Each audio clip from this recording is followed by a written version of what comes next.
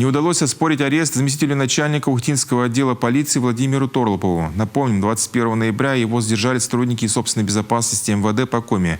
По версии следствия, в июне этого года он выехал на место убийства 57-летнего мужчины, применил пытки гражданской супруги погибшего, требуя от нее признаться в преступлении, а затем продолжил пытать ее в отделе полиции. 50-летней женщине была причинена физическая боль и нравственное страдание. Оперативниками собственной безопасности МВД по Республике Коми выявлен факт противоправного деяния сотрудника. Предварительно установлено, что сотрудник ОМВД России по городу Ухте превысил должностные полномочия в отношении лица, по его мнению, причастного к совершению особо тяжкого преступления. По собранным оперативниками материалам следственными органами принято процессуальное решение. В Ухтинском подразделении Следственного комитета сначала возбудили уголовное дело по факту превышения должностных полномочий с применением насилия.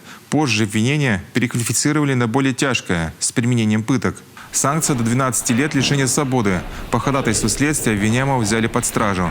Сторона защиты постановление обжаловала.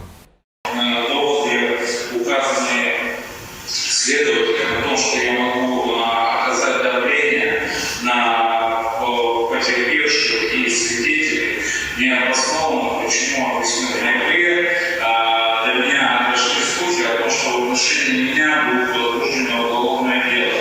Но опять же, это много слухов. Каких-либо действий с целью скрыться я мог бы принять на него. Потому что считаю, что это усугубило бы мою ситуацию.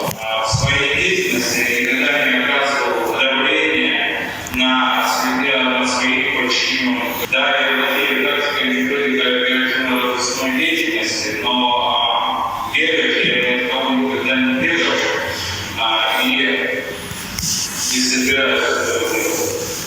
Сторона защиты предоставила суду положительные характеристики на обвиняемого, данные о поощрениях и ведомственных наградах. Впрочем, эти доводы не убедили суд изменить решение нижестоящей инстанции. Заключение под стражу до 20 января оставили в силе.